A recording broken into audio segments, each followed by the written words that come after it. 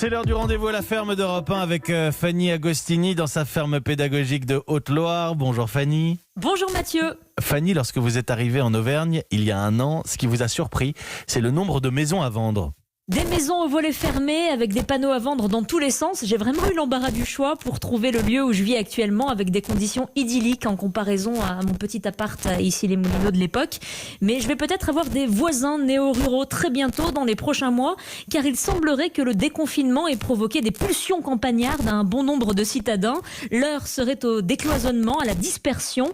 En témoignent les sites comme seloger.com où les biens les plus convoités sont en ce moment, au moment où je vous parle, des maisons dans des villes moyennes de moins de 50 000 habitants. Les agences immobilières se préparent d'ailleurs à une explosion de la demande.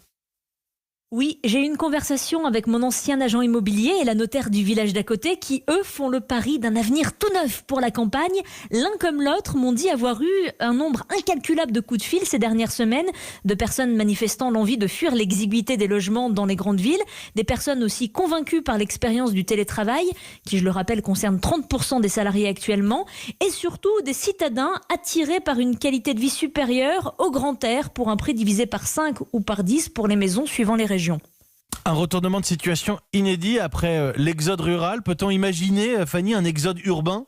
L'exode est peut-être un mot un peu fort, mais en tout cas, une tendance se dessine. Une meilleure répartition des humains sur la planète serait une bonne chose en tout point quand on sait que la moitié de l'humanité s'entasse sur à peine 1% de la surface du globe.